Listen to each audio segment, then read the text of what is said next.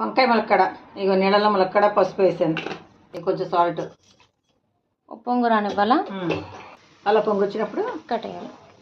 కరివేపాకు, ఉల్లిపాయ, పచ్చిమిరపకాయ, కరివేపాకు యాడ్ చేసుకోవాలి. మగ్గిపోయినాయి. మగ్గిన తర్వాత ఇప్పుడు అల్లం వెల్లుల్లి పేస్ట్ యాడ్ చేసుకోవాలి. టమాటాలు యాడ్ చేసుకోవాలి. వంకాయలు యాడ్ చేసుకోవాలి. కుక్కర్లో నుంచి తీసేసాం అనమాట. సో ఆ గిన్నె సరిపోగా కుక్కర్ వేరే గిన్నెలోకి తీసుకున్నాము.